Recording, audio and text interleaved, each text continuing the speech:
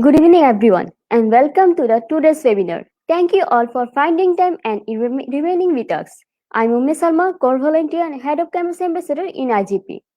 I'm really grateful who all joined with us to learn and enjoy our international webinar. For this knowledge seeker, we are trying to find the best trainer speaker coaches from all over the world. Before starting our main program, I want to give a little concept about IGP. IGP is a non-profit institution and its work on holistic mission.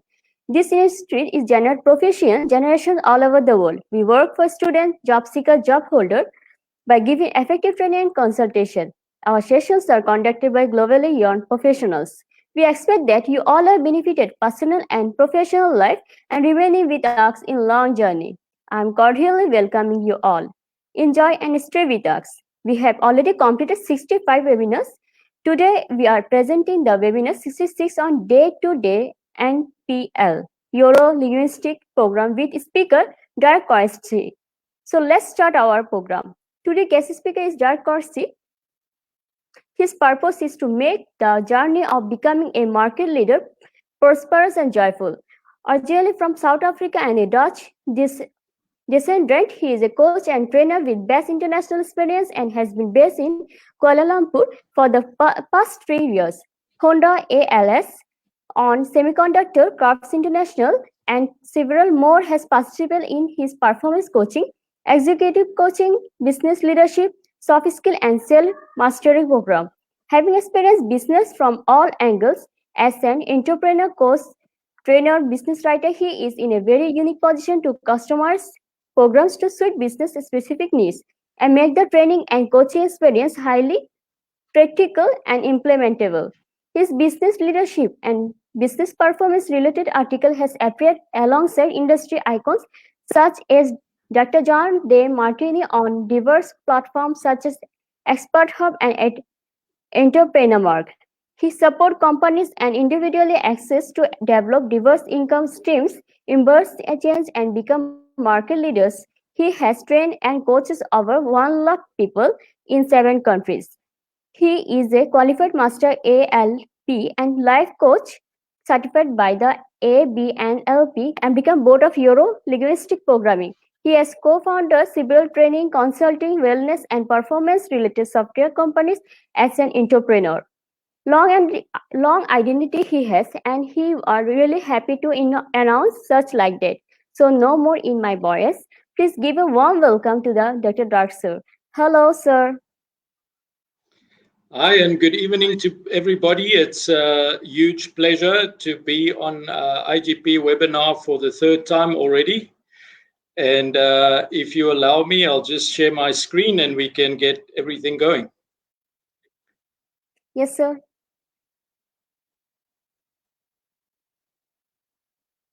Just a second.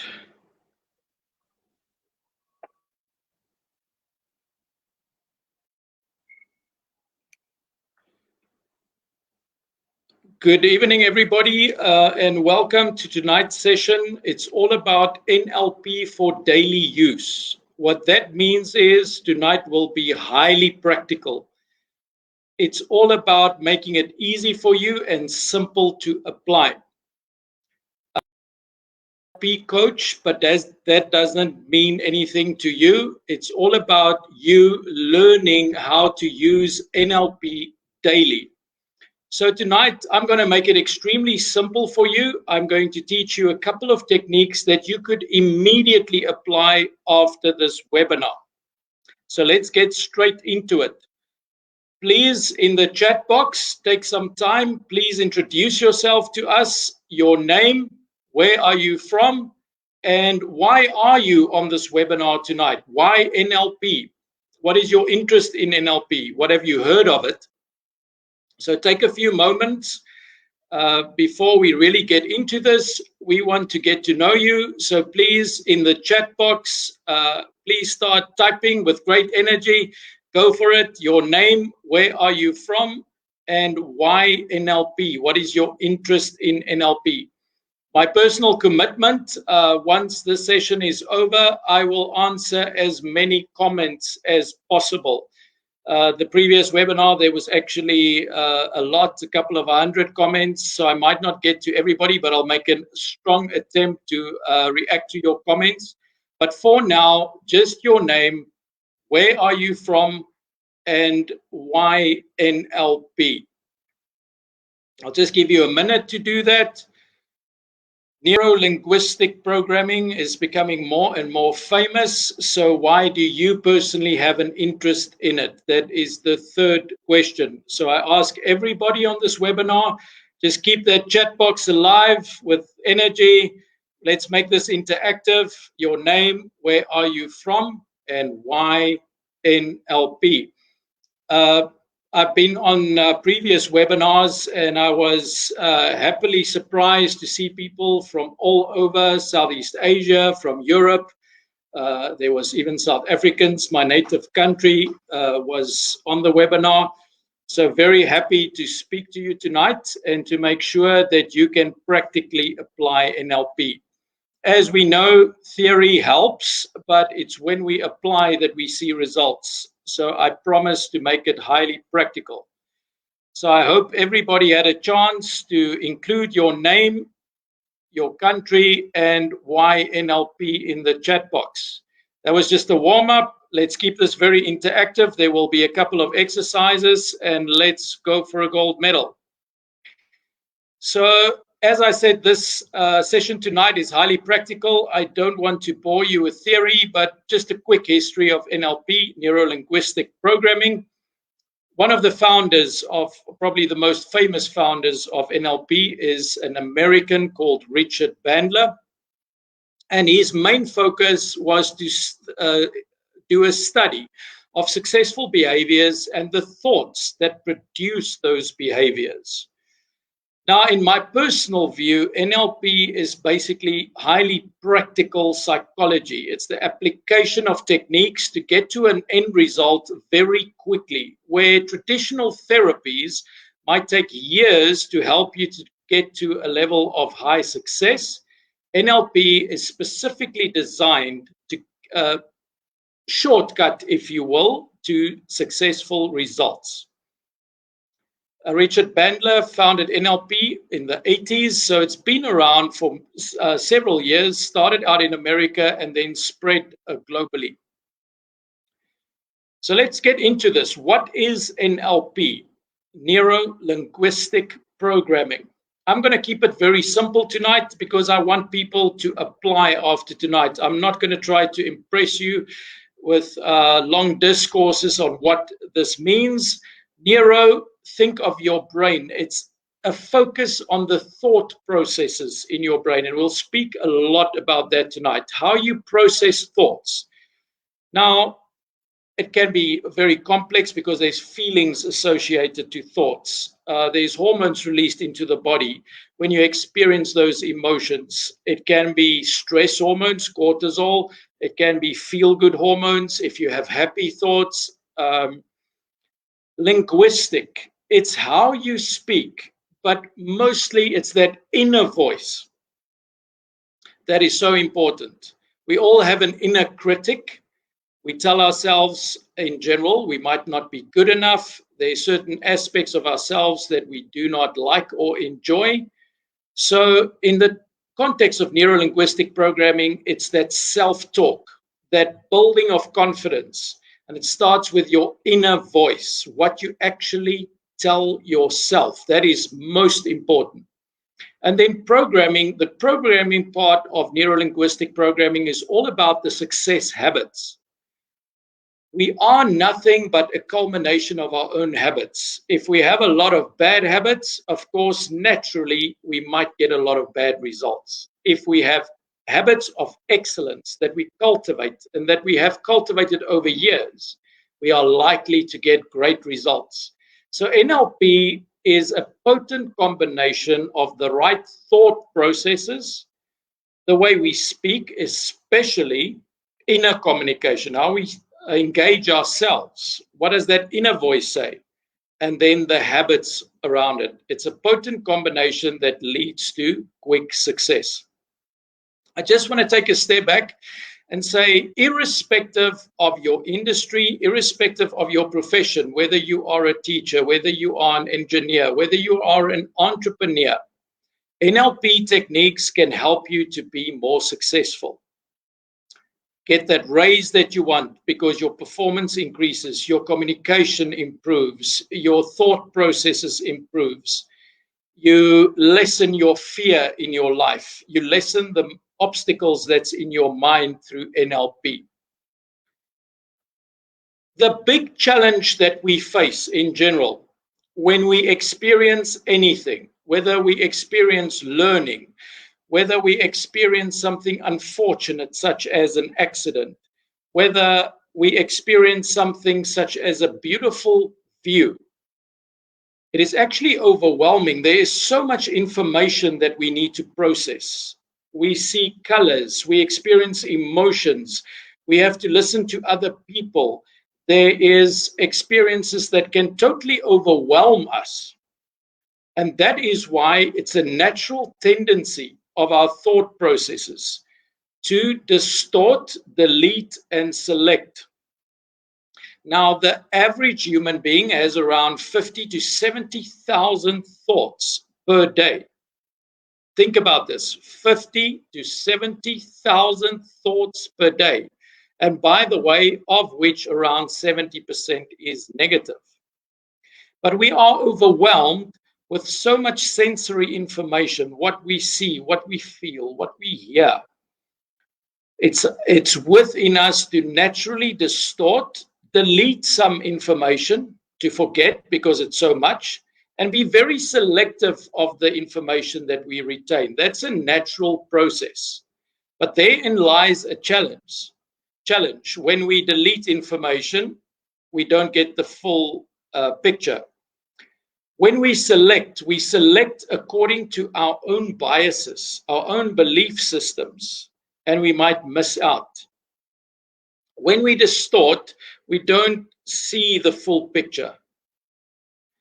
So now it's up to us to improve our thought processes, to improve our focus, to improve the way we communicate, not only with others, but with ourselves, and to carefully select the habits that we engage in so that we can be successful.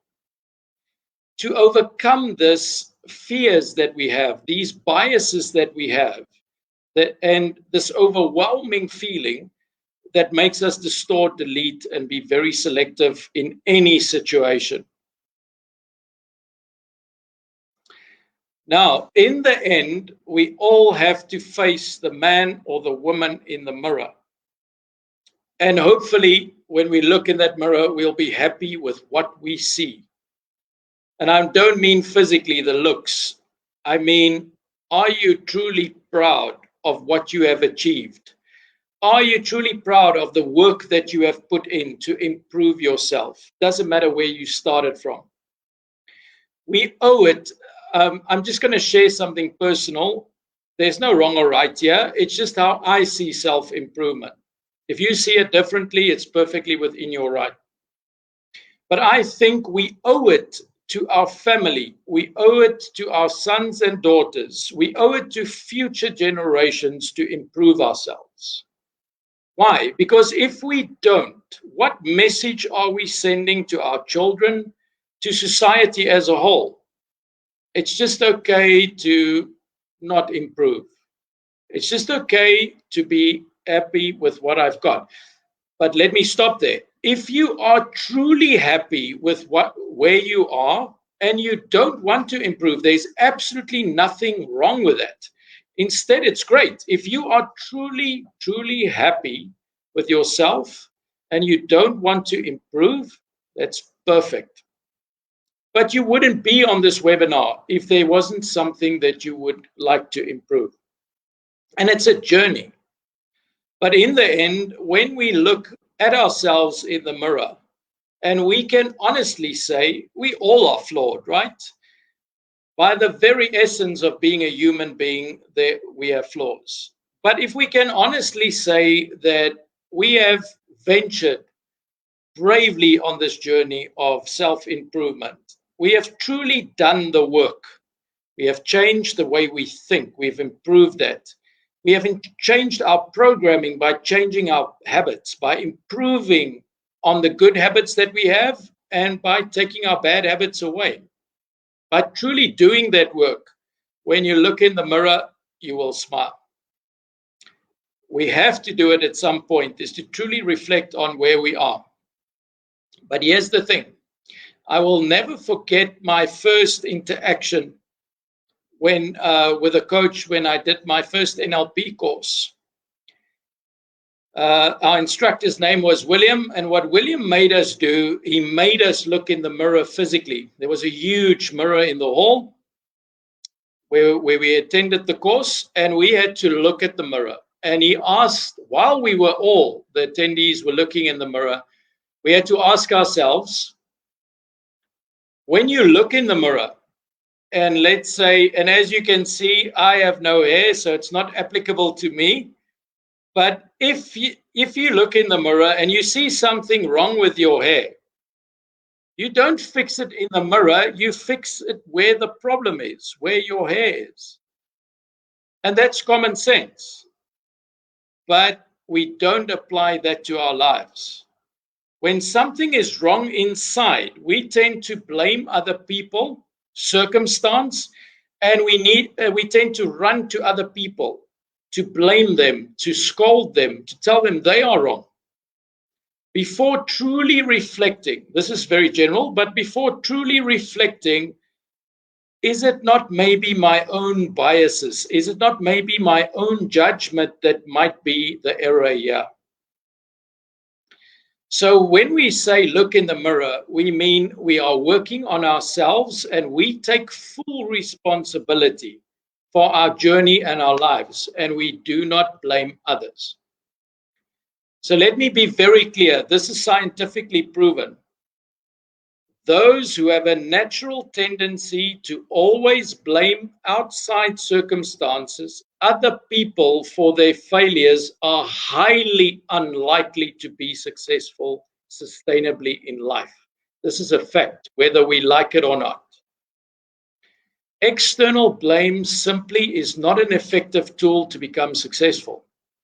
But internal control, taking responsibility and doing the hard work and focusing on improving yourself instead of focusing so much on others, that is a key to success. And that is the focus of NLP. So next time, my wish for everybody, when you look in the mirror, you smile because you are proud of the fact that although we are all are flawed, you are doing the work. Most people just goes through life. That's normal. It's not wrong. But if you are the one that really puts in the effort, then you can smile. You will still face hardship. You will still have problems. But it's about your relationship with yourself. That is what NLP is all about. So with that, I promised that this would be highly practical. So let's do an NLP exercise. It's called the golden circle. Now, if you are able to, you can physically stand up and do this, or if you want to remain seated behind your desktop, also cool. It's entirely up to you as long as you are comfortable. If you remain seated, you just visualize this exercise completely. If you are standing, then you're physically doing it. That's the only difference. So let's keep it very simple. I want you to close your eyes. I want you to exclude all other thoughts. Just focus on my voice. I want you to visualize and clearly visualize a golden circle right in front of you. It's outside of you. There's no right or wrong here. Just picture a golden circle in front of you. If you are still seated, you are imagining this while you are seated. If you are standing, you can physically do all of the whole exercise. So now, I want you to step into that golden circle. You can either imagine it or physically do it if you are standing. Step inside this golden circle. Your eyes are still closed. You are completely relaxed. You are just enjoying this and you are breathing deeply and calmly. While you are inside the golden circle, so you were on the outside, you step inside into the golden circle. I want you to imagine a time, think back in your life, where a moment of pure joy, it can be just a joyful experience, it can be where you achieved success. But as long as you remember it as a joyful experience, it could be when you won a gold medal at a gymnastics event. It could be when you were singing and everybody applauded you and it sent shivers down your spine. It could be when you received your degree. Whatever it is, as long as you remember it as a joyful experience. And I want you to clearly imagine, see the picture in your mind as you are standing in your golden circle. Take your time, clearly see that picture. Doesn't matter what you see. Even if you can't visualize it, just try your best to remember it. But make a strong attempt to see a clear picture. So I'm going to give you a few seconds where I remain quiet and you just see that picture of joy, of having a great experience, of success, of winning something, or just experiencing the joy. It might be playing a musical instrument and you just love that, but just see that picture clearly. Just going to give you a few seconds. I will remain quiet and you visualize that very clearly.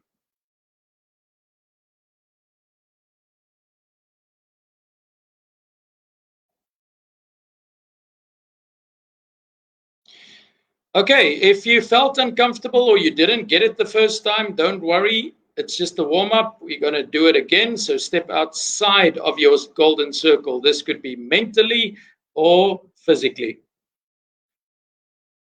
Now, again, deep breaths. Relax your shoulders. Entertain no other thoughts. Just listen to my voice. We're going to do the same again, but we're going to go into more depth.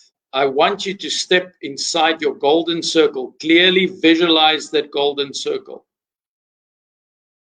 As you step comfortably into the golden circle, again visualize the same moment where you felt great joy from the past. It must actually have happened. Whether it was a friend giving you joyful news, whether it was the birth of your first child, whether it was an event, sports event where you did great, whether you received a degree, whatever it is, as long as it gave you great joy, clearly visualize it.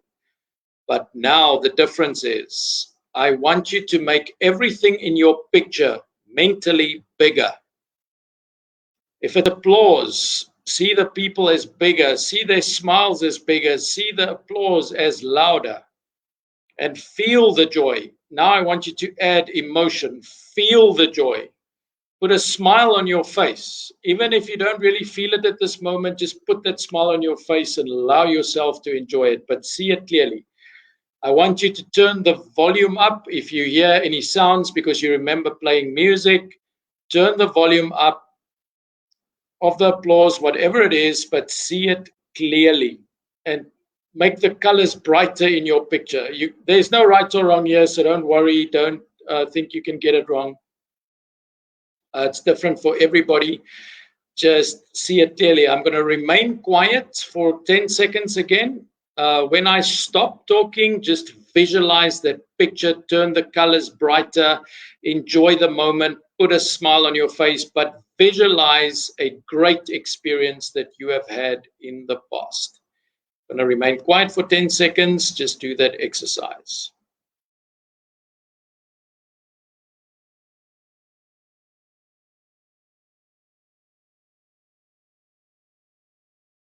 Okay, now with that excellent feeling of joy, that space where fear is not, that space where you just feel great. Step outside of your circle again. If you remain seated during this exercise, you are just imagining all of this. If you are standing, you're able to, then you are physically stepping forward, but still imagining it. You just go through this exercise. We're going to do this one last time.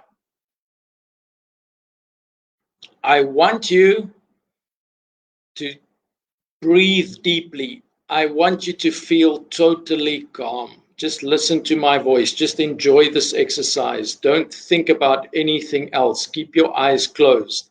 For the last time, step into your golden circle. See that circle clearly.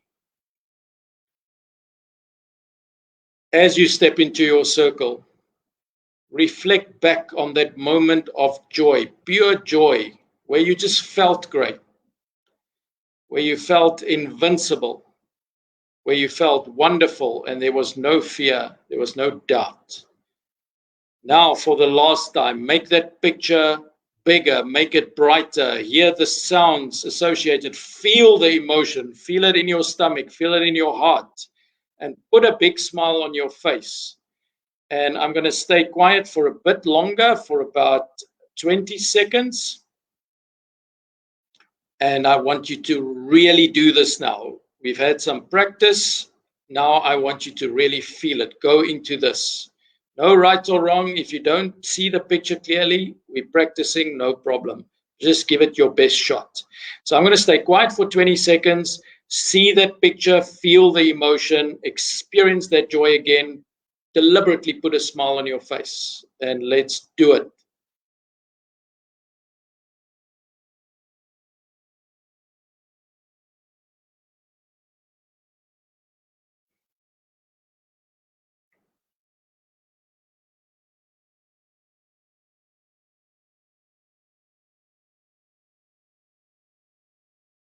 Okay, wonderful. The exercise is done. Open your eyes.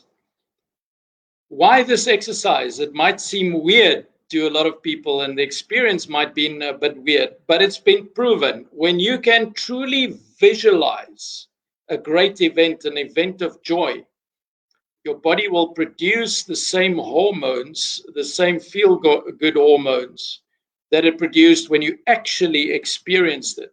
But not only that, your brain can't distinguish between the actual experience and the visualization. It's as if it really happened. And for most, I'm not saying all, would have experienced great joy during this, but I'm sure a lot of people doing this exercise that really went into it will remember that feeling of joy, and you will immediately feel great. But what is the practical use of this?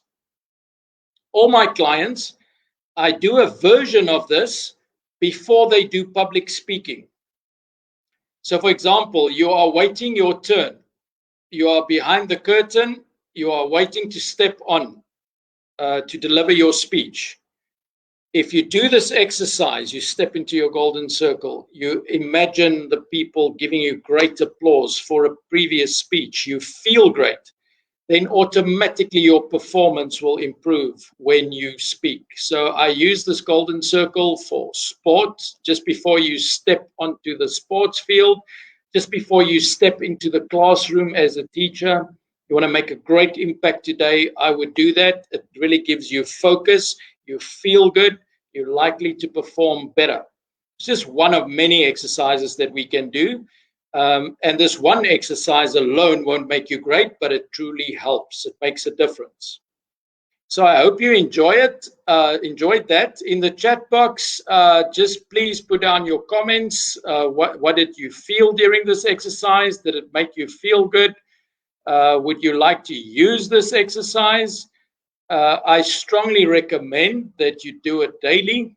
It's like anything else. It's like a muscle. If you practice more and more, the experience of this exercise will become better and better.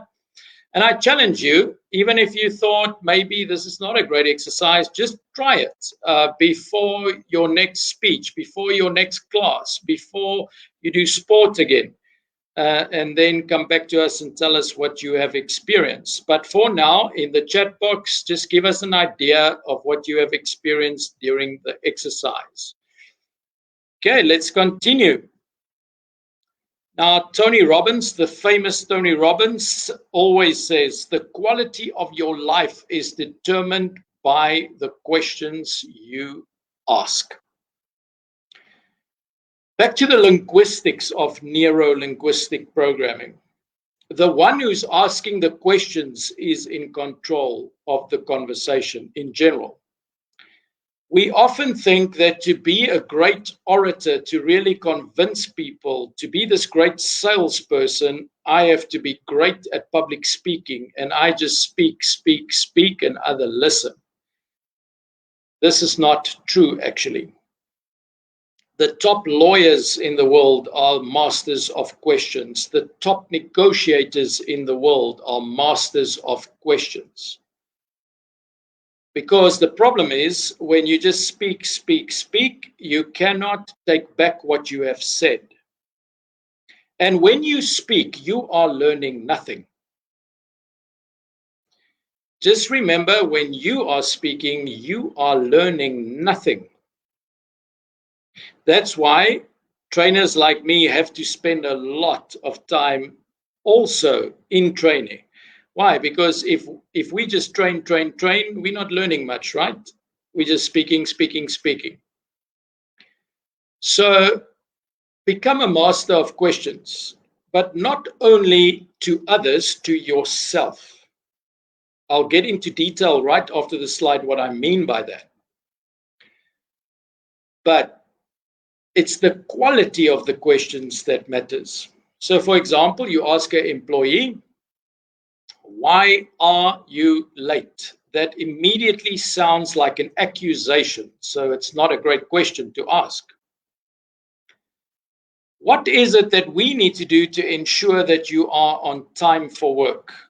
That's a more practical question. It requires a practical answer. It requires working together on the solution.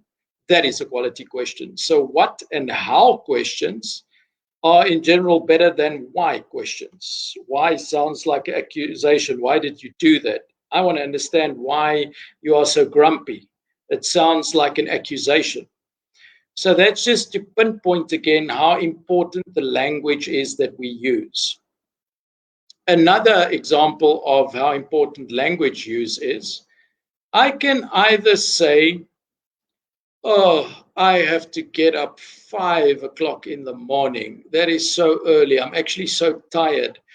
And I can get into that negative mode and destroy my whole day. Or I can just, with a different choice of words, change my feeling, my body language by going, I actually get to get up at 5 o'clock. That's a privilege. Why? Because a lot of people don't have that privilege.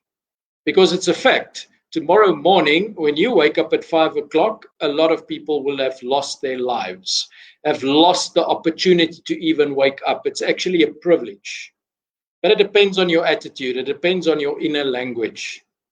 It can either be a joy because it's quiet. You can reflect. You can do some practices to build your confidence for the day.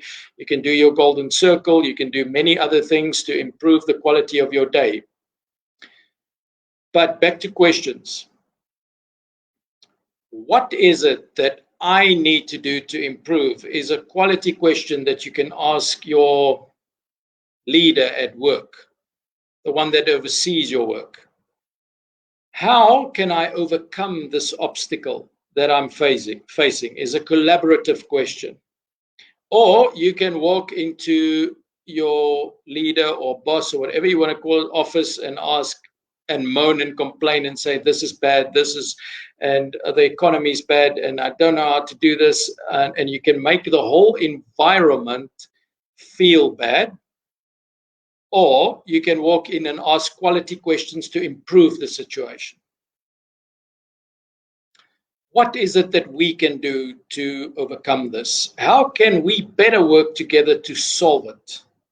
Those are external questions to other people. Now we'll get into internal questions. Or we'll get to that. There's a number of NLP practices that we'll be covering tonight. One is affirmations, not affirmations. I will clarify that. We'll talk about a morning ritual. We'll talk about an evening ritual. We'll talk about how body language, the use of body language, can improve your experiences and improve your success.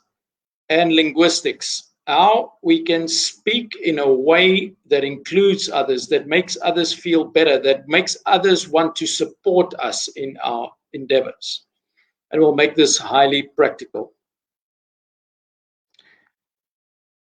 So for now, before we get into affirmations, I want to teach you 3 very simple but great questions to often answer to yourself. You can also ask, if you are an entrepreneur, you can ask your employees to answer these questions as a review. You can ask your colleagues to answer these questions, but it's very important that you first answer them yourself. So question number 1. What should I stop doing? Write this down, make a note. Very simple question. What should I stop doing? The context of that question is, we all know that we have bad habits. So maybe, just an example, I should stop pressing the snooze button. In that 30 minutes that I kept on pressing the snooze button, I could have set myself up to be successful in the day. I could have done a morning ritual. I could have jogged. Whatever the examples are, I'm not saying you have to do it, but I could have made better use of that time. It's just an example. Another thing that I should stop doing, for example, is to continuously overthink, procrastinate. We all of us have some weak points, and it's great to be honest about it, because if we're not honest about it, we cannot improve it. So answer this. You can answer it now. You can make a note. You can answer this after the webinar, but it's a great question to answer for your own success. What should I stop doing? And that should be, you should be very honest with yourself. What should I keep on doing is the next question. What should I keep on doing? So the first one, what should I stop doing? What's preventing me from being successful? So it's a natural thing. It's not wrong. But if you want to be ultimately successful, you should not complain all the time. Should I stop complaining? Should I stop procrastinating? Should I stop other bad habits? Anything that you can think of that you know for sure is preventing your success and your growth. That's what I should stop doing. The next very simple question, as I said, what should I keep on doing? So we all, and we should also be honest with ourselves. Of course, there's things that you do that's already very good. It might be that you're doing a lot of research. It might be that you're attending a lot of courses like tonight.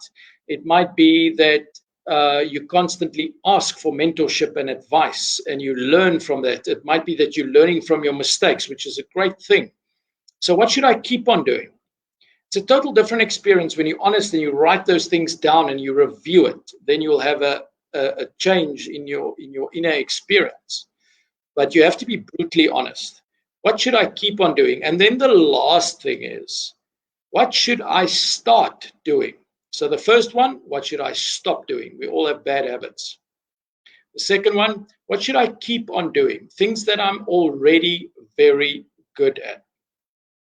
And then the last one, what should I start doing? That means we all know there are things that I should be doing. I should be doing it.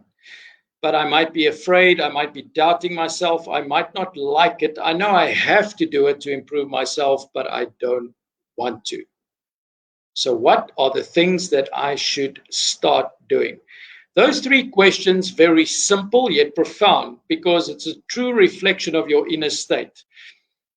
And the reflection of how honest you are with yourself. And take some quiet time after this webinar. Put your phone off when no family is near you. Do it outside, do it in nature, whatever you need, but do it in a calm state and be brutally honest with yourself. Write those answers down. Don't just mentally do it. Write them down and read them again and again. It's also very interesting. I've used those questions when I have had employees throughout my life as a self-reflection.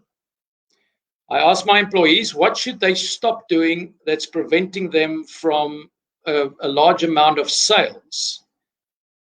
What should a teacher stop doing to be well known as the greatest teacher at the school? What should you stop doing? We all have bad habits. What should I keep on doing? Be honest with yourselves and be proud of what you are already doing great at.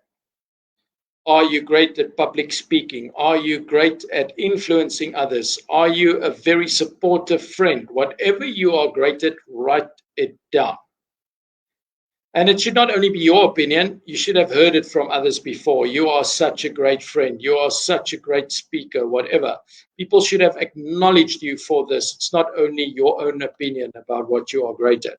And then lastly, we all neglect certain things that we should be doing.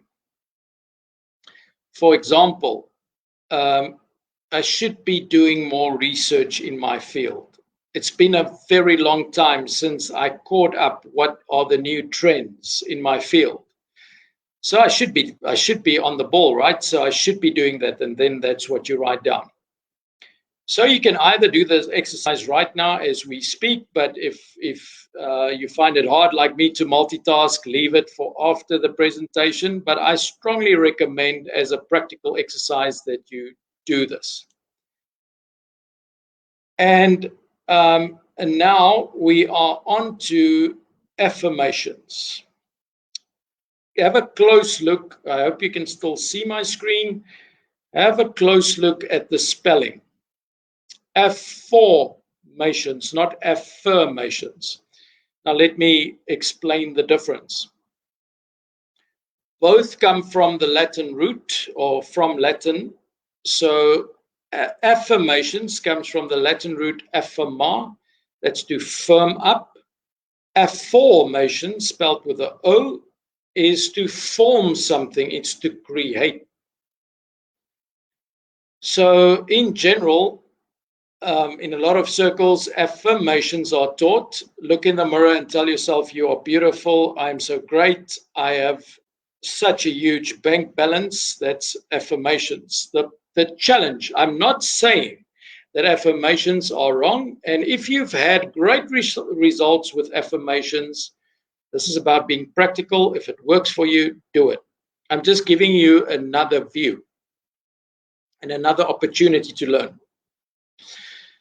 So the challenge that most people find with affirmations, if I go, I am so rich, as an affirmation, then that inner critic, that inner voice will remind me, yes, but look at your bank balance. And then you look at your bank balance and you see the zeros. And then you don't feel so great. Am I actually lying to myself? That is how a large number of people experience affirmations. There's also a lot of positive experience, so I'm not saying it's bad at all. I'm just giving a different perspective. Affirmations, a key difference here is that affirmations, it's to form, it's questions. And as we said earlier, the great Tony Robbins says that the quality of our life is determined by the quality of the questions we ask. But here's a key thing about questions when I pose them to myself. If I keep on doing or repeating those questions, I am training my brain to come up with answers. So it's highly positive, as long as I ask positive questions. So I strongly recommend that instead of just try, if you want to keep going with your affirmations and it's working for you, please do. I'm not trying to convince you otherwise. But if you find that affirmations is not working for you, again, I mean by affirmations, I am so great, I'm so wonderful, I have a lot of money, I am confident, I keep on telling that to myself. But to me, it seems like I'm trying to convince myself of something. But affirmations is different. why am I so successful? Now think about this. I am admitting that I am successful if I ask, why am I so successful? But at the same time, if I repeat that question, I am training my brain to come up with answers. Why am I so successful? But key thing is I must do the work to be so successful, because if I'm not doing the work, I'm just asking these questions, again, my mind will challenge itself. It will say, yeah, but you're not, and you're not working hard at it, so why are you even asking? So key to affirmations is that you're putting in the work at the same time. So why am I so successful? Why am I so happy? Why is my marriage so successful? If you keep on asking positive framed questions and you repeat them slowly but surely, you are training your mind to come up with positive answers and positive actions, which is the most important. I understand that NLP in certain instances seems quite weird, but it's well researched, and just try it. The only way you can prove this or disprove this is by really trying this with great intent. So if you'd like, I never force people or try to force people. It's entirely up to you. If you'd like, from this experience tonight, write down affirmations in areas that you want to improve in and want to be successful at. So let's say it's finances. Affirmation might be, why am I constantly increasing my monthly income? But keep on asking it and keep on doing the work as well to increase your income. And when you feel bad, yeah, but it was such a bad month, I did not increase my income. Just go back to your questions. If you keep on asking these questions, these affirmations, your mind will come up with the ways. It's actually, to a degree, a miracle how this works. But a lot of my clients have had a lot of success with affirmations.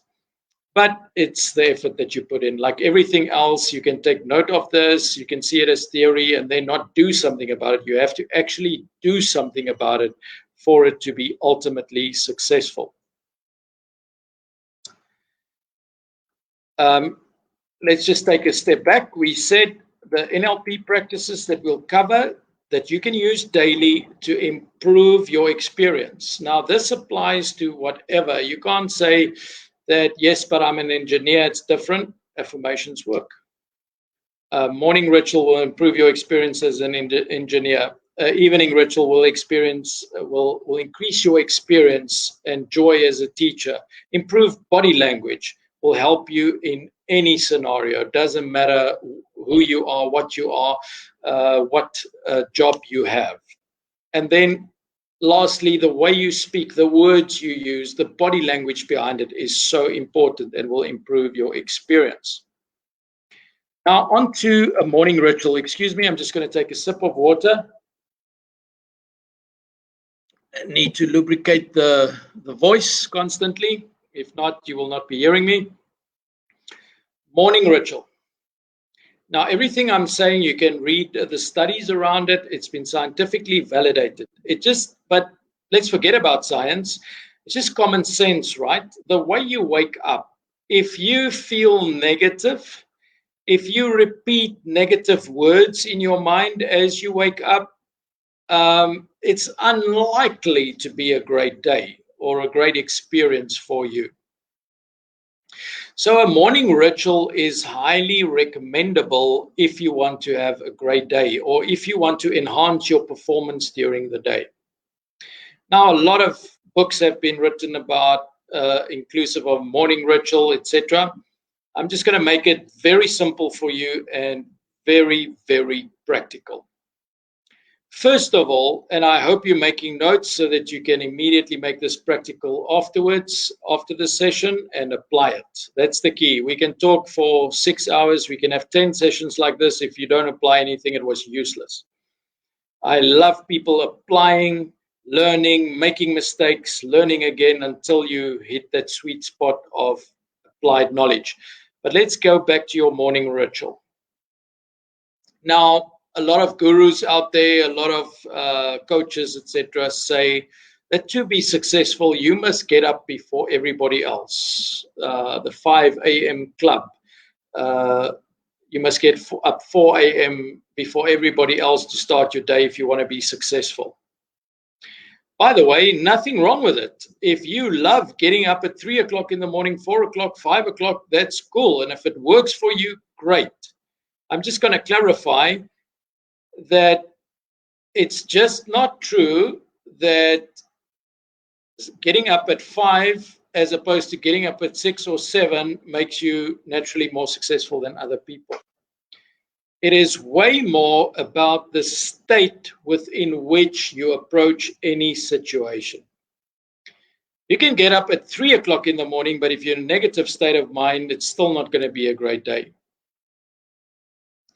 You can get up at 8 o'clock in the morning, but if you do your morning ritual at 8 o'clock in the morning and you do it well, you would still enhance your experience. So don't have too much hang-ups at which time you need to do this. As long as it works according to your schedule. And also don't think that I'm saying you should not get up at 5. If you love doing that, keep on doing it. Do what works. But please don't feel guilty if you get up at 7, 8, or 9 and you keep on thinking that I have to get up at 5 to be successful. That's just wrong thinking. Some are better at night. Some like to work later. Some love to get up later, work later. It doesn't mean you're not going to be successful. It's all about your state of mind while you work. Okay, but let me break this down for you and let's make a morning ritual very practical for you. First point for a morning ritual, do what you like doing. Do not force yourself to do things that other people tell you, gurus on Facebook or whatever, and you don't like it at all. You must actually like your morning ritual. If it ends up being painful, you don't enjoy it at all, but you force yourself to do it, you are unlikely to get great results. So it's tailor-made to you. It's about you. It's about activities that you actually like. So a morning ritual doesn't have to be something very specific. It only has to be things that improves your mood, that makes you feel more ready for the day, and that brings you to a very good state of mind.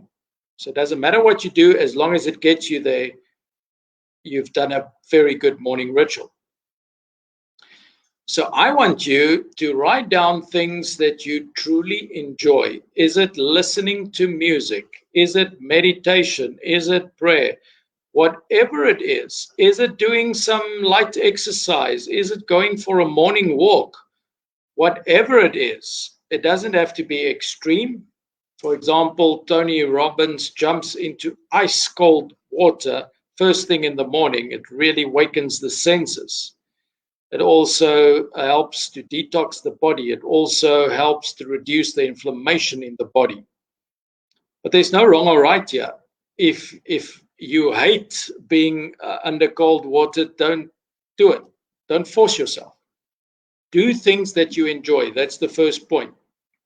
The second point is, a morning ritual doesn't have to be for 2 hours or an hour and a half, because then you're so pressed for time. It mustn't put stress on you.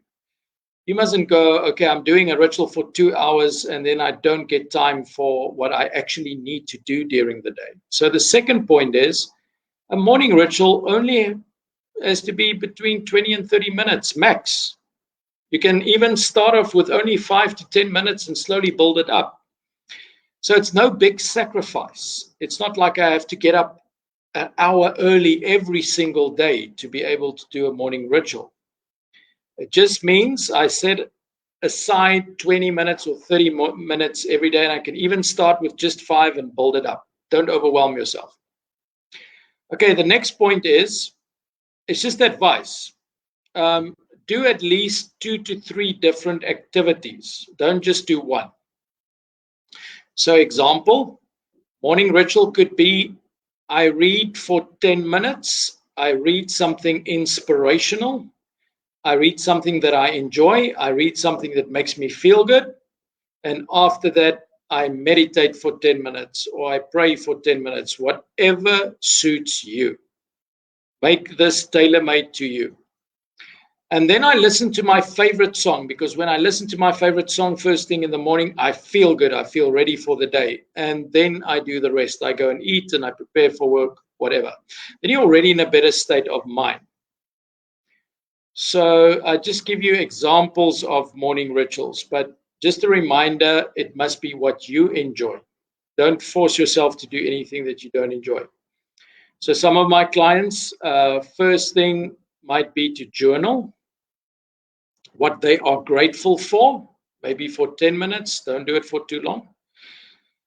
Then go into meditation for, let's say, 10 minutes, and just do 5 minutes of exercise. It's not about the exercise itself. It's about getting those endorphins, those feel-good hormones flowing in the body.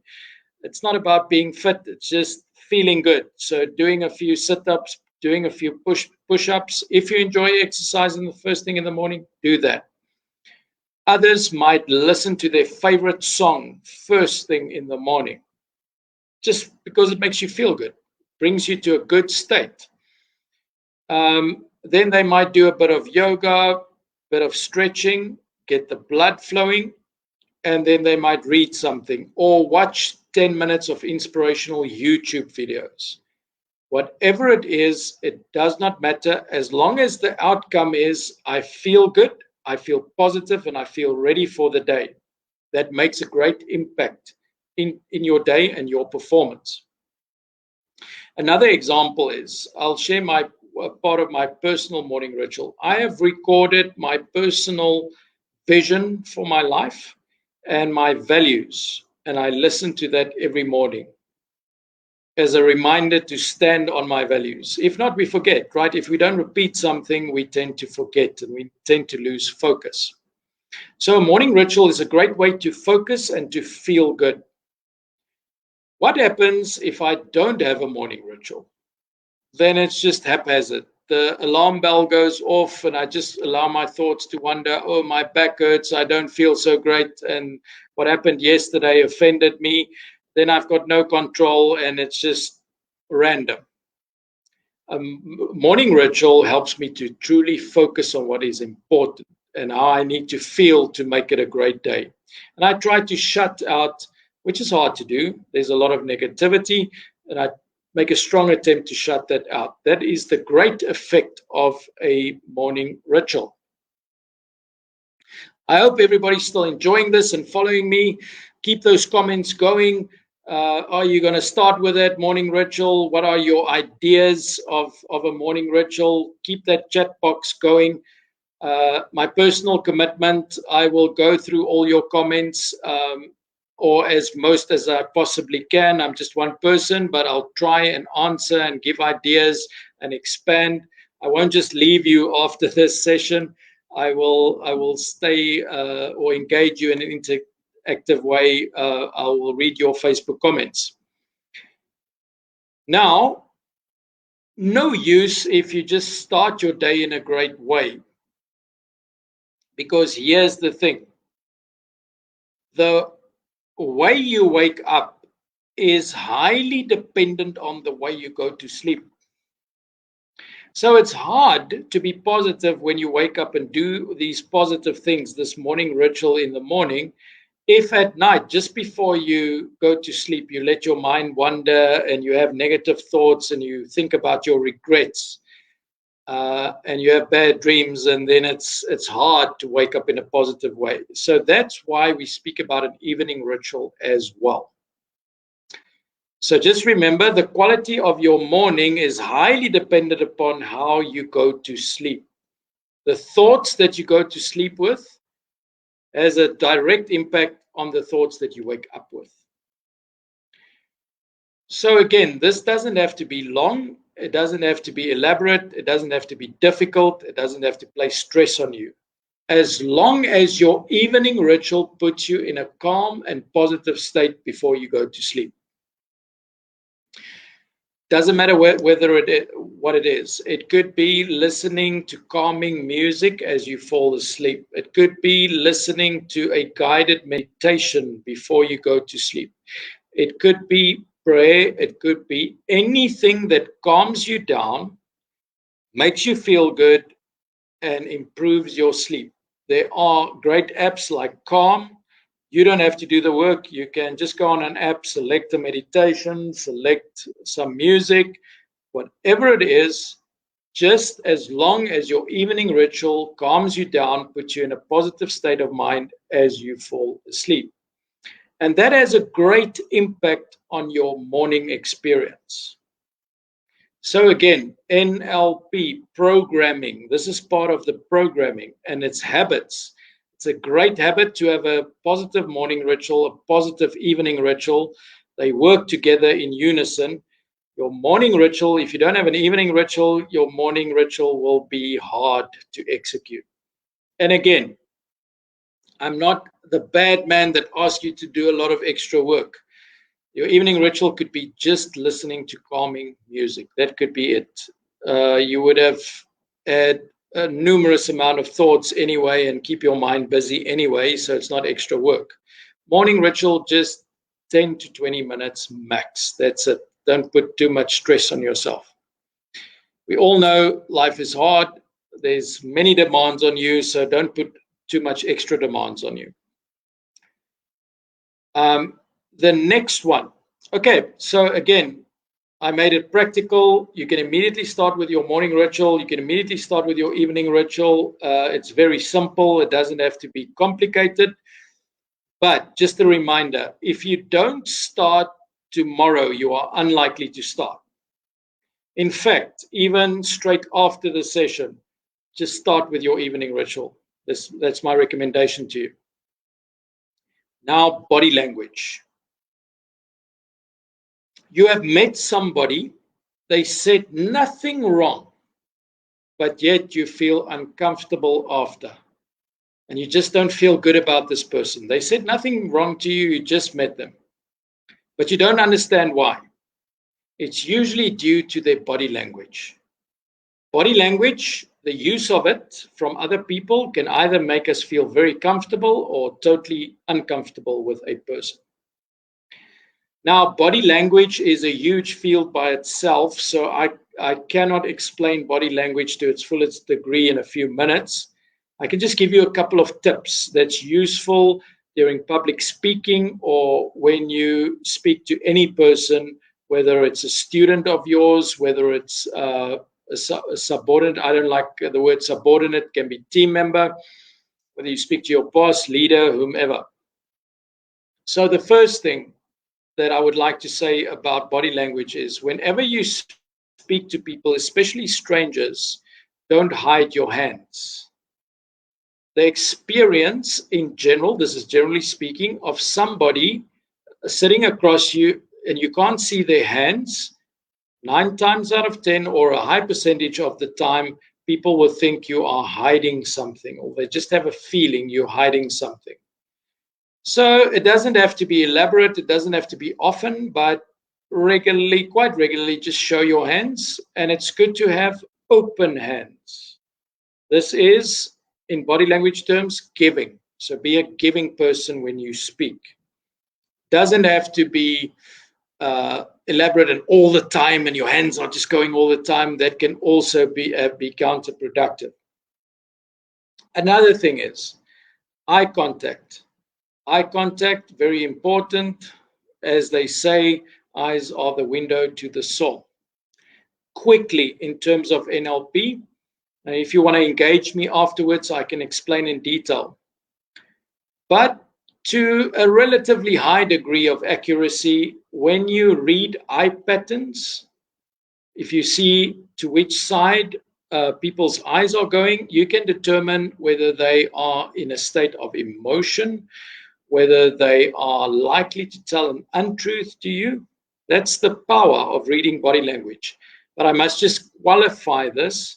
If you look into somebody's eyes and you see something, you might be wrong. We're talking about clusters here.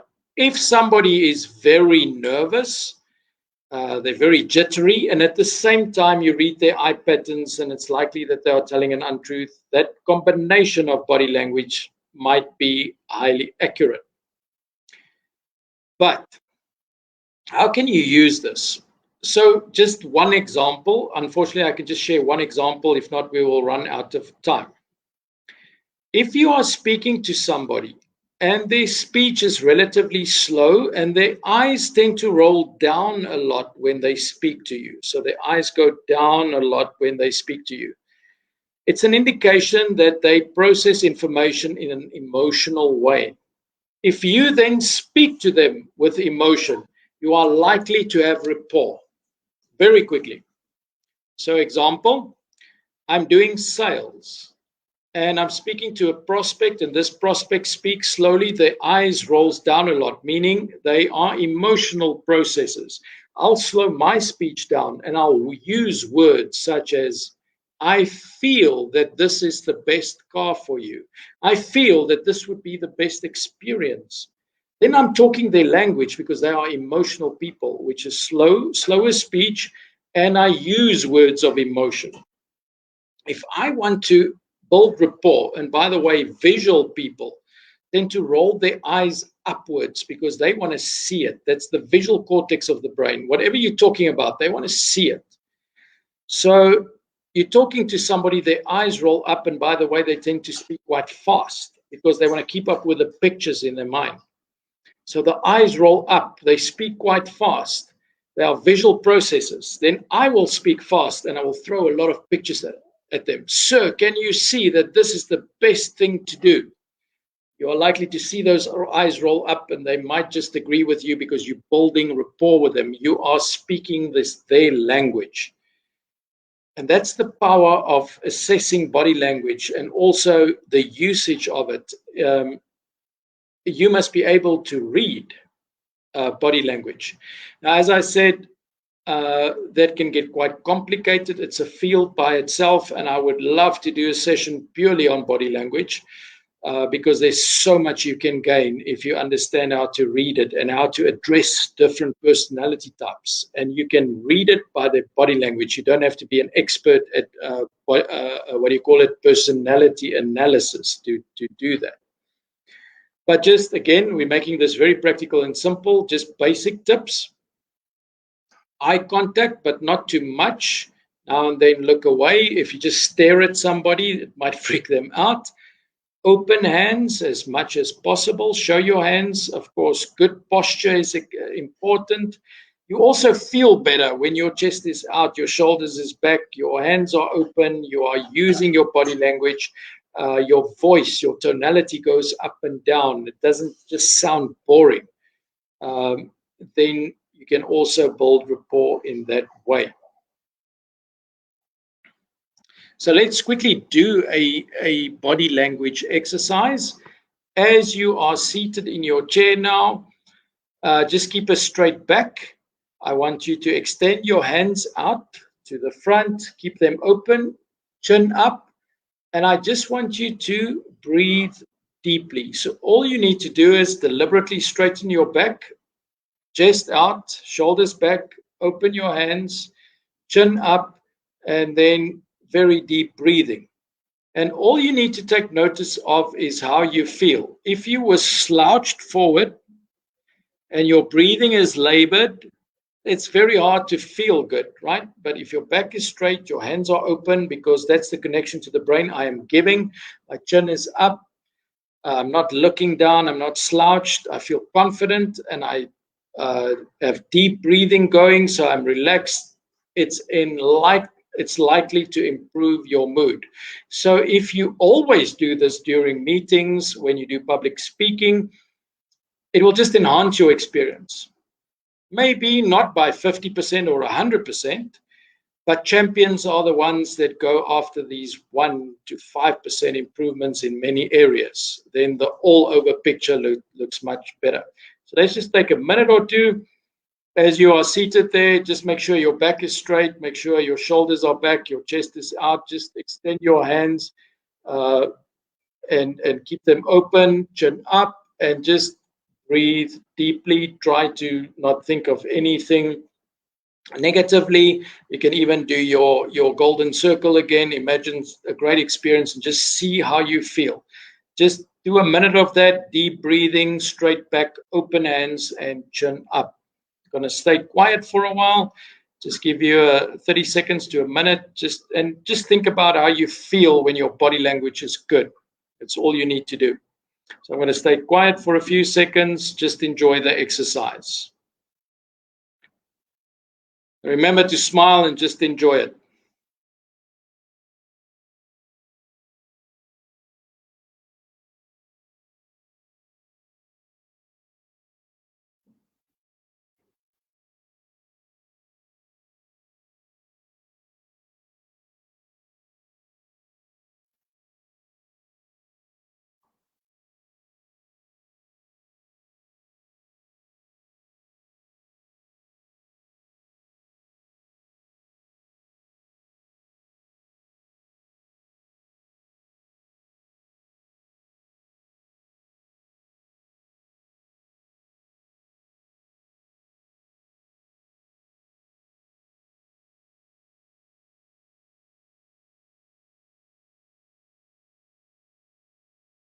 Okay.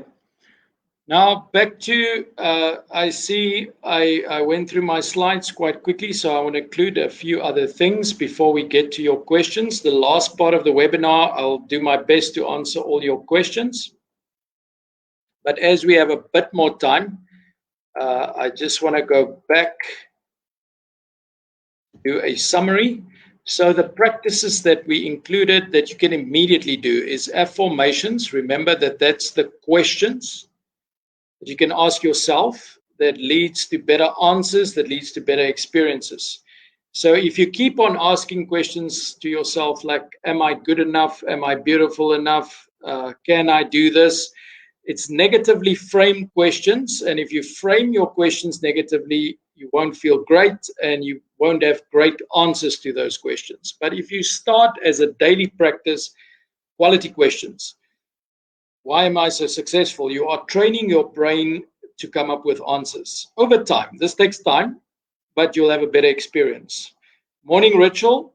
If you do things that you truly enjoy first thing in the morning, listening to great music that you love, doing some exercise if you like that, doing some yoga if you like that, prayer if that rocks your world, meditation if that rocks your world, whatever it is that makes you feel great as you get up and start your day will improve your performance.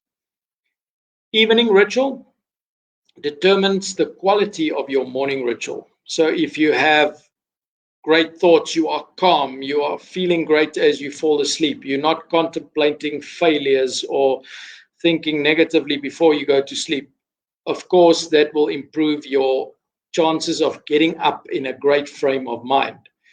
Then body language.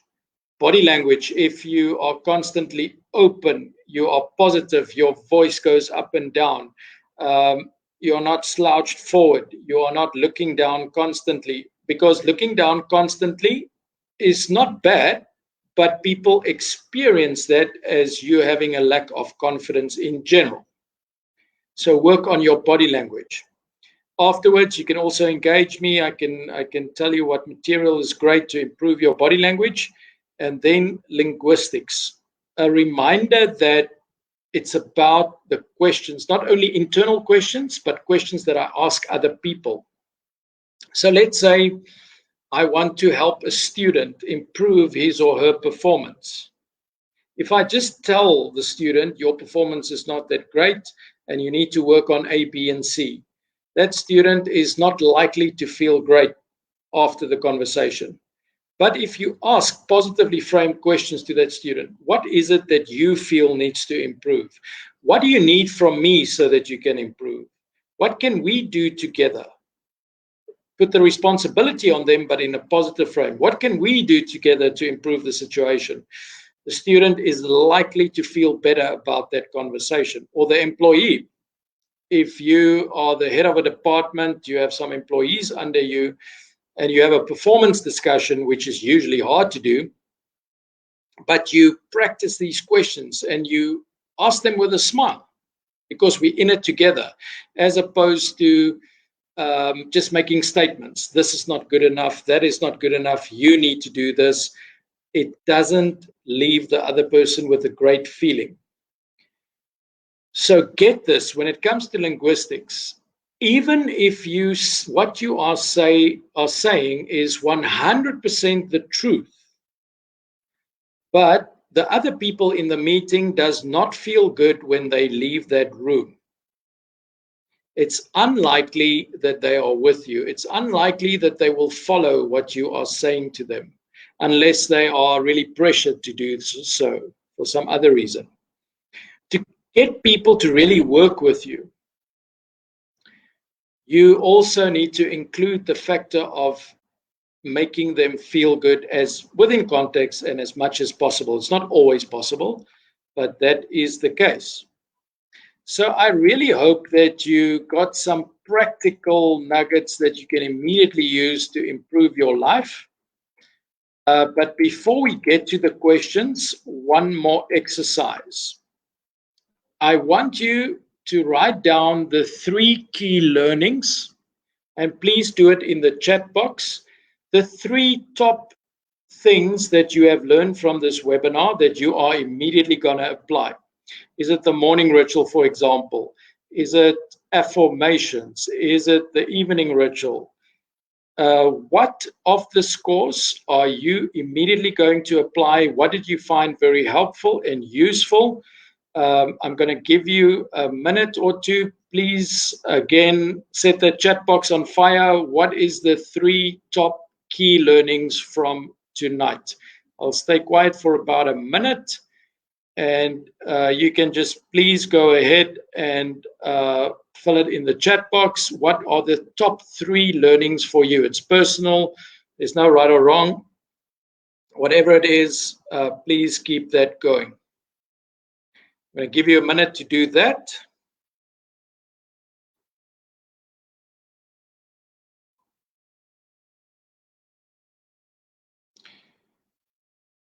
At IGP, we just love interaction. I want to read all those comments afterwards, and I'll comment as well to as many of your comments as possible. I would love to see if you've learned something. There's so much on NLP out there, so I hope you've learned something new or a different angle, or you've got a new view or perspective on NLP. And my biggest hope is that you've learned that you can use it and it's simple to use and you can immediately apply and it can improve your life. Okay, so I'll stay quiet for a while. You can just do the exercise. What are the 3 key learnings for you?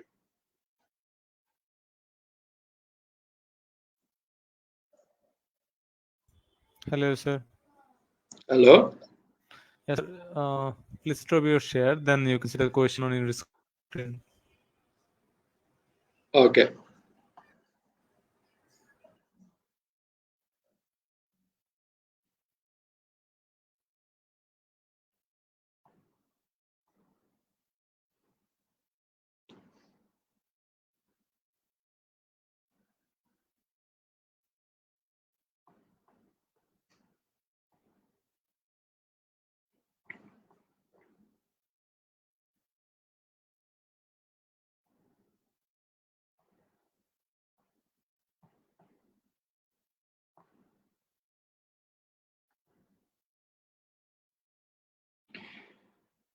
Okay, so I hope you've learned something and you put down what you have learned, the 3 key learnings. So I want, before we go into the questions, I want to sincerely thank you for spending this time with me, myself, and also IGP tonight. And I sincerely hope that you've learned something, but most importantly, that you would apply what you have learned. So I see a question here. Is the affirmations applicable to any age? How about kids? That's a great question. The answer is yes. I wish that most kids would grow up with affirmations, any age, as long as they understand the concept. Irrespective of age, as long as they understand the concept of affirmations and how it can improve their lives. So if you are able to teach your child what affirmations mean, and they believe in it and they start using it, it would have an impact on them in their sport, in their academics, everything. And you would be surprised what that can achieve. So I hope that answered your question. Now the floor is totally open to your questions. Please keep it coming. We have an half an hour for questions. So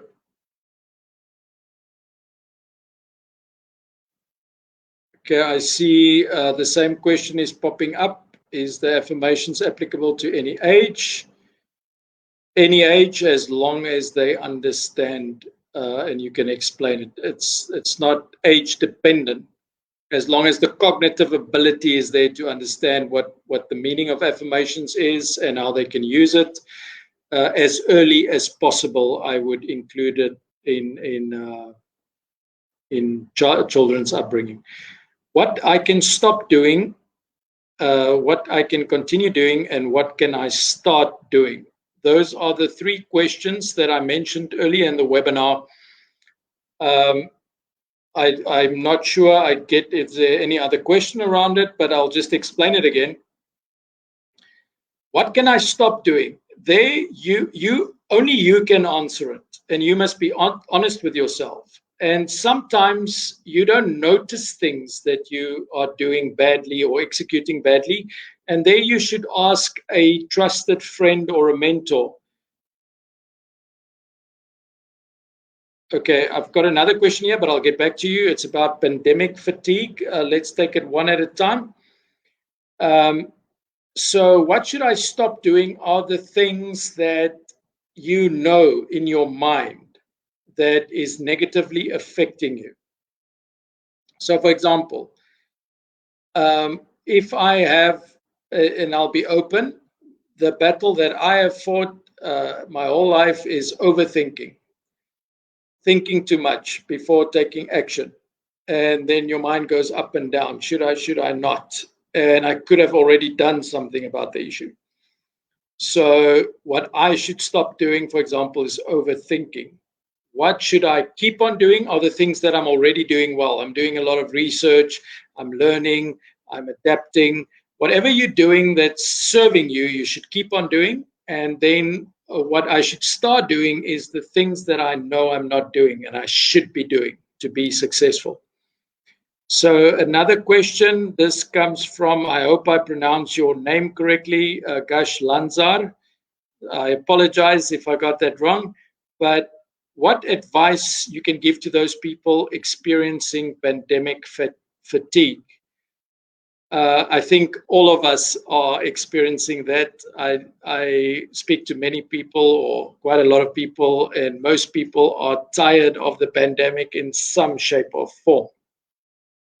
I think that's a fact of life. But what advice I can give is the pandemic is a fact, it's ongoing, and it's affecting all of us in some sort of way.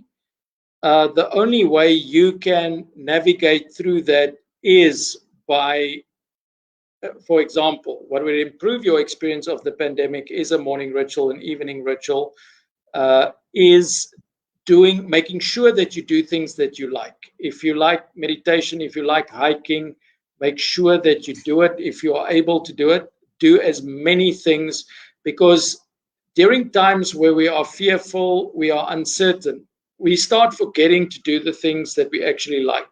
So make time for the things that you love again. Make sure that if you're a lover of music, make sure that you listen to music again. Make sure that you hike if you stop doing that. Make time for it, and build your mental strength by morning rituals, by practices such as meditation that can help you to overcome the fatigue. But it's a reality. I'm not denying that. Hope that helps. Please keep the questions coming. I just love questions, and there's no such thing. What are the following advantages and disadvantages of affirmations to a child? I'll just give you my view on it. I don't think there's disadvantages to it because it's a positive thing. The only thing is, if you speak to a child about affirmations and you see they don't understand it, there's no use for it. It should only be practiced by people who understand it. So you can get a child that has developed very early and a child of 8, 7 might even be able to do it and do it successfully. But then at the same time, if you do it too early, but there's nothing wrong in speaking to a child about this. But as soon as you realize they don't understand it, it's something that you just leave in the background until you can have a conversation. And if you see they understand it, then you can start including it if they want to. Because it's something that you must willingly do. If not, it will not work. But the only disadvantage would be if they don't understand what you mean, they might use it wrong or might think it's something silly or it's not working. That's the only disadvantage. Because scientifically speaking, you are training your brain to come up with positive answers if you ask positive questions to yourself. So it's actually training your mind, your thought patterns to become more positive and come up with answers and positive answers. That's greatly advantageous to you. So just an example again, the advantage is if I keep on asking, I have to keep on asking, not once or twice a day, as much as often, or as often as possible. If I want to be a very successful teacher, for example, I should ask myself, why am I such a successful teacher? If I keep on asking, I'm training my brain to come up with answers. Remember, I need to do the work and constantly improve. If not, it won't work. But if I ask, why am I so successful as a teacher? I keep on asking and I keep on doing the work, the answers will come. It's because you're so confident. It's because you are working so hard. It's because you are constantly improving. So it's positive affirmation after positive affirmation, then again and again. So it's very advantageous. It builds your self-esteem. It builds your confidence. Even when you're doing affirmations, it's hard not to have a very good body language. So there's many advantages to it. And it also attracts like-minded people to it and also attracts events. It's also the law of attraction that's induced by affirmations. Okay, that's a long answer, but I hope you got something from it. Next question, please. Keep it coming. Does body language take the place of all the expressions?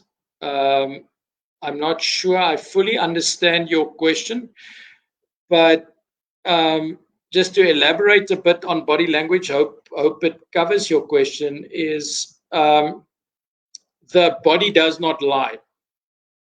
If somebody is sitting in front of you and you are expert at body language, you will know a lot. You will get to know that person in a very short period of time if you are able to read body language.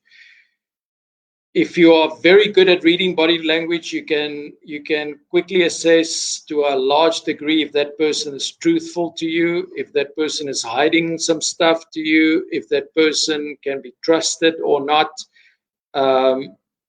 Is that person very emotional? Is that person analytical? Is that person visually? You will know how to speak to them. But you can read most expressions, but some are very micro expressions. The eyes might tweak very little, etc. That's very hard to read, but we leave that for the ultimate experts. But as long as you have a very good basic understanding of body language and you practice it, there's a lot of material I can share afterwards, etc. I can put it in the comments, some advice on great books and videos that you can watch about body language to improve that. I'm not sure I understood your question, but I hope my answer gives you some light on what you wanted. Please keep that questions coming.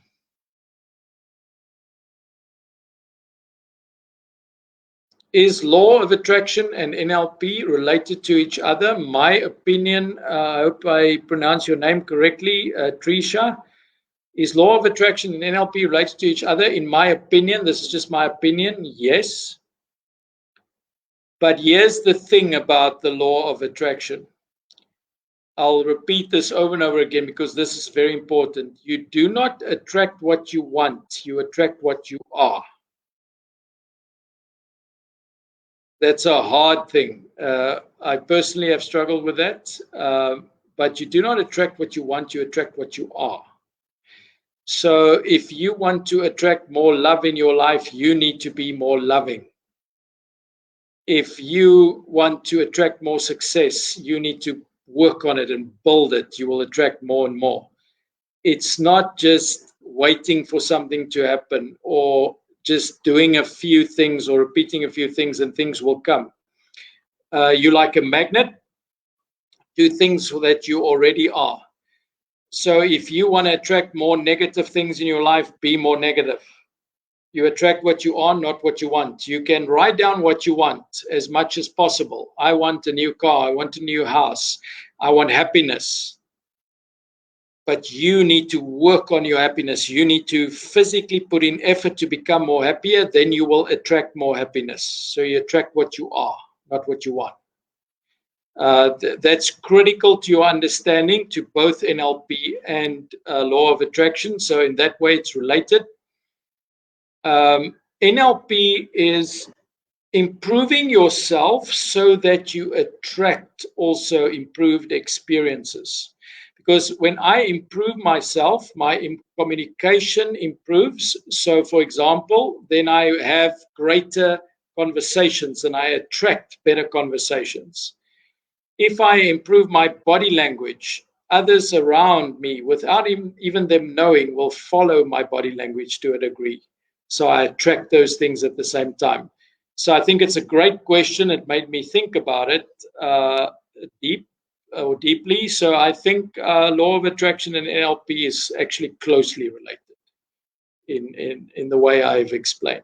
So thanks, Tricia, for that great question. How about those who have disorder?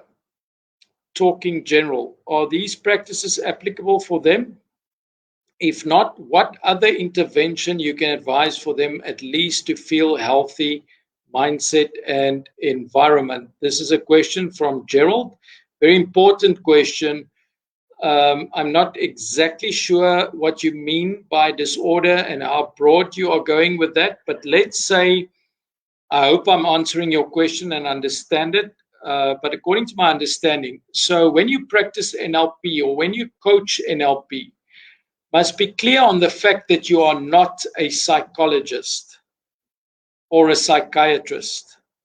So if somebody is truly struggling with a mental disorder as a battle, as deep levels of depression, etc., it's better because NLP practitioners, you mustn't see yourself as a psychologist. You can be a self-improvement coach. You can help people overcoming challenges in their mind, obstacles, like, for example, lack of belief in themselves, etc.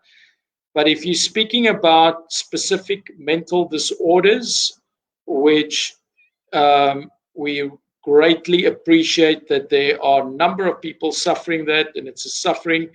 We need to help people and alleviate that. But as a, let's say, NLP coach, you need to have integrity. And if you find that somebody truly suffers from a mental disorder, you need to refer them. But to help people, to alleviate them, to at least feel a healthy mindset and environment, all the practices that I've mentioned could help. So exercise could help. Anything that you know that can make that person feel better, you could help with. Morning rituals could help, etc. But take it under advisement. If it's a serious disorder and the person, I'm speaking in general here, of course, and the person is seeing a psychologist or whatever, speak to the psychologist or the psychiatrist about this. Don't just do it if it's a serious case. But these things that I've mentioned tonight and many more NLP practices can help people that are struggling with mental disorders to feel better. but take it under advisement from a professional psychologist or psychiatrist if you are speaking about mental disorders, etc. Hope that helps. Hope that answers your question to a degree. This is very broad topic, so we can go on forever. How would you know that the self-reflections, what I should stop, keep, and start doing, was achieved? Was it in your new perspectives or change in perspectives? Maria, you ask a very important and great question. So how do I know that which I should stop doing, I actually stopped? How do I know that that which I should keep on doing, the things that are already doing great, I actually do it, and the things that I should start doing? That's very good. It makes me think. But my immediate reaction to that is I wouldn't leave it only to myself to judge if I have achieved this. I would go to a trusted mentor, somebody that I know who will tell me the truth. I will show them. And it must be somebody that truly knows me. I would show them, this is what I listed, things that I should stop doing, start doing, and keep on doing. What do you think? You have observed me. You've seen me in action. How am I doing? Get some outside opinions, but from some people that you truly trust. If in your own opinion you have achieved that and you hear this from somebody else, it's very likely that you have achieved it, somebody that you trust. So don't only leave it up to yourself. I hope that answers your question. Maria, that was a very good question, but keep them coming. We still have some time. We're almost at the end of it. Is body language really effective and useful in reading person's thought? I can just give you my opinion. My experience from body language, which is a big part of NLP, is that it's not helping you to read people's thoughts, it's helping you to read how they process their thoughts. So example, body language doesn't help you to read minds. It helps you to read, not the exact thought, but are they maybe lying? Are they maybe nervous? Does this person like you? Does this person not like you? Is this person hiding something? It helps you in that way, which is very powerful. So for example, if you know your employees very well and you can read body language very well, it will empower you to see when they are not entirely truthful. It will help you to see if they are hiding something. It will help you to see if this person is truly emotional about something. It will greatly advance your relationship with your employees as well, because you would know how to speak to them. This person is more emotional. I read their body language. I read the way they speak, and now I speak in a different way to them. Speak their language. That will greatly advance the relationship. Great question. I just love your questions. It's all great questions, so let's keep them coming. We have maybe 10 minutes more. What is the best future through technology for NLP? Jacob, that's a great question. There's so many technological advances these days, AI, etc. Example, there is AI technology that can help you hire the best people for a certain job. It can read if they are the suitable candidate, if they have suitable attributes, can they handle pressure. NLP is suited to teach you how to handle pressure, for example. So once you find out that one of your candidates for the job is a good candidate in general, but cannot handle pressure, then NLP and the technology works together. But I think it's more of a blend. I don't think that the techniques that NLP teaches will ever be irrelevant to a degree. But I think it's more of a blend. The more technology helps us, these techniques are also there to complement. So I think it's more complementing each other. But we should take advantage of all the technologies out there. The AI, there's technologies that can read thought patterns, that can assess how emotions affect us, all those things. So I think it's just complementary. And then we should keep using those technologies. That's a great question, Jacob. I just love your questions. It's putting me on the spot and making me think, which is also good. So I'm also learning. How do we train our children on body language? I would start with the basics. This is as old as time. Parents telling their children have good posture, keep a straight back, all those things. That's extremely important, but they need to understand why. It must not just feel like I'm being told what to do. Keep a straight back, keep your shoulders back, chest out, because it makes you feel better.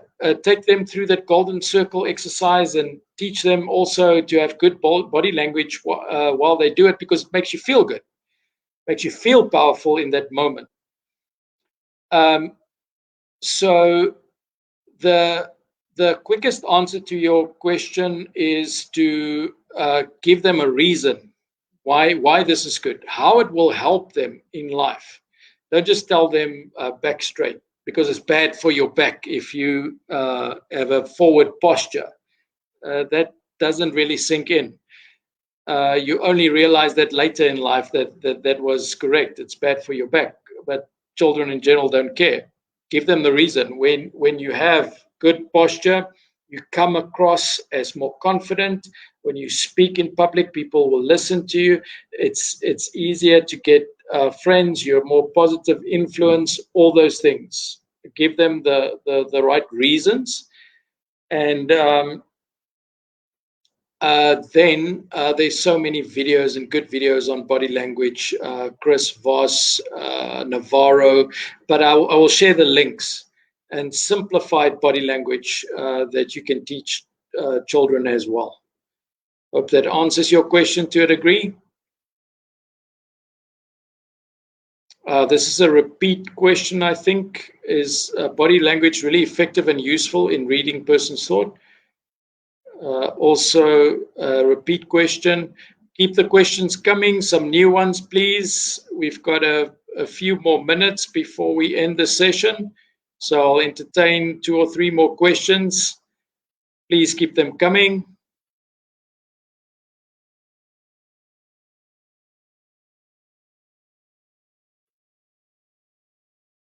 A few more questions, please. Don't be shy. Don't be quiet. We're almost done. And your question might help a lot of other people on the webinar. So please keep them coming. If you don't ask questions, I might ask you some. So please keep them coming.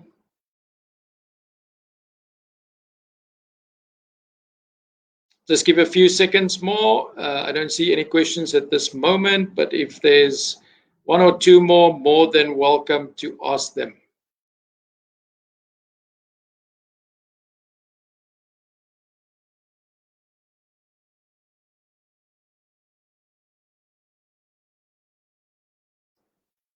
Okay, I don't see any more questions at this point in time.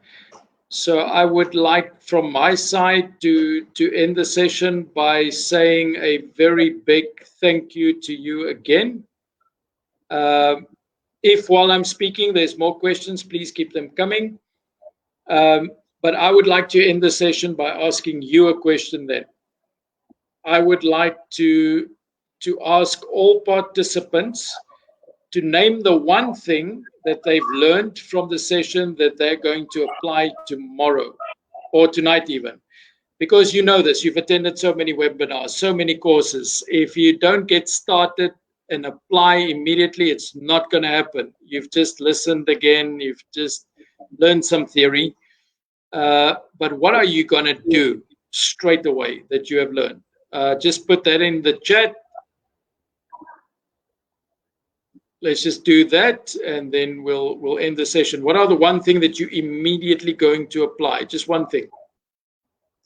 My last comment is, life is extremely, or can be extremely overwhelming, right? You might have kids, and there's always issues in relation to that, and challenges. Also great things, but there might be challenges as well.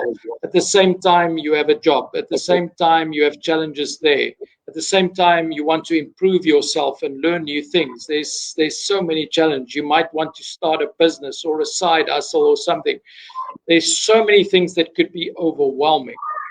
There's an NLP principle called chunking, meaning you might feel overwhelmed. Just do one thing, the simplest thing that you can think of straight away. Just do one thing, but do something. Because the longer you wait, the longer you think, the less likely you're going to do something. Chunking means I take action, even if I do the easiest, simplest thing that comes to mind. As soon as I've done that, it's simpler to do the next thing and the next thing, and that's the way I build my confidence. It's by doing small things, but consistently, and I build on that. So that's the last thing I want to leave you with, because we live in overwhelming times with a pandemic and all the things going on. So just keep on taking action consistently in small bites. Don't overwhelm yourself, but keep going. Okay, so from me, I don't think there's any more questions. So I would like to thank all the attendees and IGP for this opportunity again. And I truly hope that you've learned something and that you will apply. So thank you so much. Over to IGP to end the session. But I would like to extend my sincere thanks to everybody, especially for your time. Thank you so much.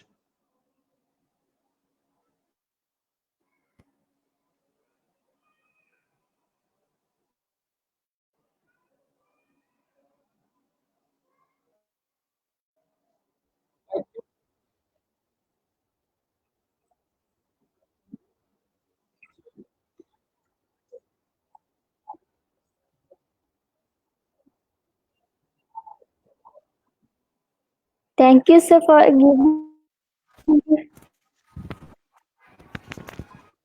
Thank you so much for your time and presentation, and your words are awesome. I saw that your presentation, and I saw that I attended your previous two sessions already. You are just awesome, and you are the best well-wisher of IGP in my concern. So keep blessings, and see you again and again and again in another session. Thank you so much, Kaushik. Really appreciate it. And thanks for the opportunity. Thank you so much, sir. Dear participants, for today's certification, uh, participants are requested to log in www.edu.igp.com, and link also shared in comment box. I shared some while before and already shared in again. Class code not required, and we change our website pattern for from now. Who are logging from mobile, you don't have to scroll. You just find the tab in the front of the shape, so you can log in and claim your certificate easily. You don't need any code, and you can verify your certificate from anytime, anywhere. You can download previous all certificates with attending your program. And our next program, which was held on 16 March, topic pedagogical innovation and applications. Speakers from Bahrain, Pakistan, and Indonesia. See you again in the next session. Thank you so much. Again, thank you so much, sir. Thank you to everybody, and hope to see you all again.